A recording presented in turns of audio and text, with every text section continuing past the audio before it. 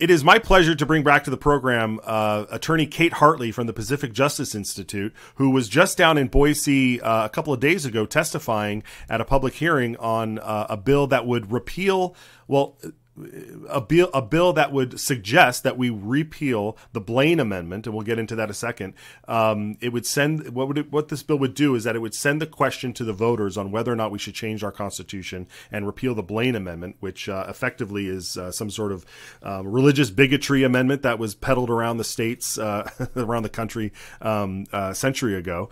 But Kate gave her testimony there, and then the bill was subsequently held in committee, either to come back at a different time or to rework it. I'm not quite sure how you could rework this bill, but Kate, welcome to the program. What was your take down there in Boise? Thanks, Matt, for having me. It was interesting. This particular hearing was a bit lively. There were a number of people on both sides of this issue who came to testify, and it was, I think, a very interesting hearing. Not necessarily surprising to me to hear the opposition and what their arguments were. It's this kind of the same old arguments, but we did have some great people there testifying in favor of this, and including a pastor who gave, in my opinion, a very great testimony, talking about the effect it's had on him and his church, and also just in general how the hypocrisy of this within our Constitution, as the beginning of our state constitution says, all of this is under Almighty God, and then, oh, by the way, we're going to tax you on money, but none of that money can go to you if you're a person of faith or a religious entity. So that was great. I was glad he was there, and we need a lot more of that.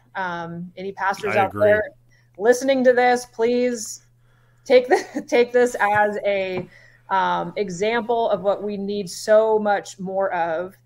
There he is there, Danny Stanmeyer.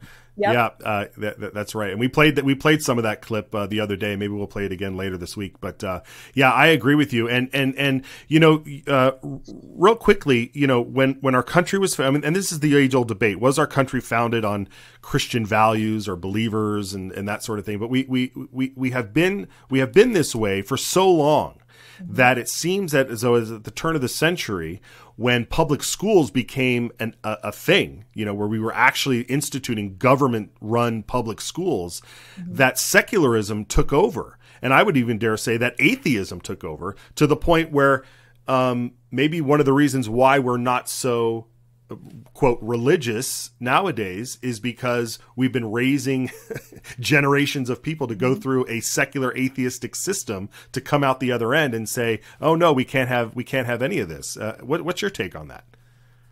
I agree completely. And actually that is really the root of these constitutional provisions called Blaine amendments that, again, we're trying to remove from our Constitution with this particular resolution.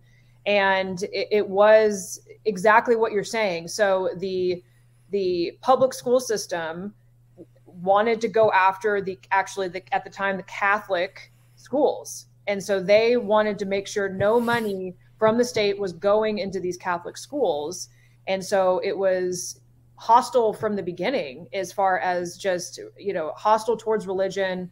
And they wanted to completely separate the public schools from these religious schools and dominate with the public school. And as you said, the result is pretty clear in what has happened throughout our public schools and what they've become, and how we have just become a much more, I don't know if atheist is the best way to put it, but people less religious, I guess, is the best way to put it, whatever term you want to use. But it's pretty clear that has had a significant effect on people of faith and how they're able to live and what children are learning. And it's a generational problem at this point. Yeah. I want to go back to your time down there in the committee room, in the hearing, where you said there were people on both sides of the issue there. Do you get a sense that people are talking past each other at all? Where do you, or was this a really or was it a really healthy debate? Was it something substantial? That's a great question. I do think it was a good debate. And I do think there were some really good questions asked. You know, people who, generally speaking, are in favor of removing this from our Constitution did have some concerns that they brought up. For example, I believe it was Representative Barbieri asked, you know, so really, would this mean that some of these, he termed it on the fringe religious groups, would they be able to get funding potentially from the state if this is removed? And the answer to that is yes. You know, this would be open to people of all different belief systems. Again, two things to say about that. One is that any bill, law, potential bill dealing with the state offering a benefit, again, that could be education savings, it could be anything, you know, whatever the state is trying to offer. The language in those bills and laws is very important to what he's trying to say. You know, that you have to have the correct language to protect. And, you know, constitutionally, there's a safeguard. So if you have, it's called strict scrutiny. The government can step in and prohibit the practice of someone's religious belief if it has a compelling interest that's narrowly tailored. And so, you know, the example that I like to use is if someone's religious beliefs mandate that they murder children, right? It's kind of an extreme example, but say that is in their belief system. Well, the state can step in and say, okay, we have a compelling interest to prevent the murder of children. So we are not going to allow you to live out that practice. So I think that's probably the two best ways to address that concern, I guess, that he has, and that is not, he's not alone in having that concern.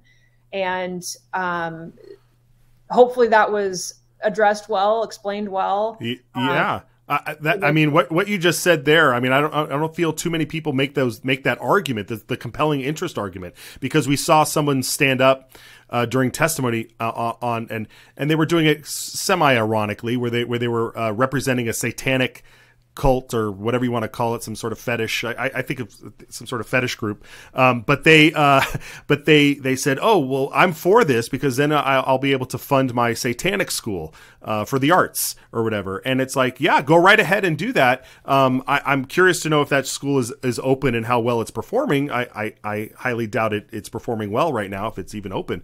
But that being said, if there is something along those lines, and Satanists are known for doing horrible things, that if there is a compelling interest, that the state can intervene and say you can't do that. And that would apply to a cult that's out there, you know, making everybody drink Kool-Aid, you know, laced with arsenic or something. So that's a really compelling argument, and I think that should be made more. Have those, what you say, the compelling interest, has that gone through Supreme Court, tested in Supreme Court as well?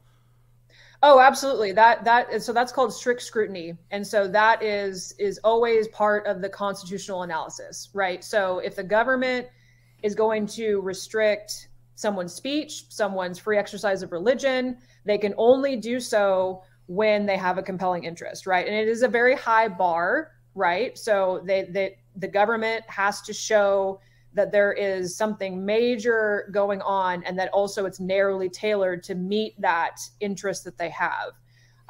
But like you said, especially when you're talking extreme examples, you know, of murdering kids, or like you said, forcing people to drink poison or something to that nature, where it's just truly destructive to human life, especially, the government can step in and say, no, can't do this, even though this is supposedly part of your religious belief. Yeah. And again, I look at that stuff as so disingenuous to say, I'm just going to form a religion so that I can get by, you know, get benefits or whatever it is, or whatever. So anyway, very disingenuous. Okay. Kate, thank you so much for coming on and giving us a recap of that. I know that this bill was held in a committee. Hopefully it'll come back after they rethink whatever they need to do. But where can people follow you and get in touch? PJI.org is my firm's website. Please follow us there, and you can also get a hold of me through that website if you need or want to. Fantastic. All right, Kate, thank you again, and we'll see you soon. Thanks, Matt. All right. Okay, folks, let's take a quick break and then we'll wrap up with some important calls to action.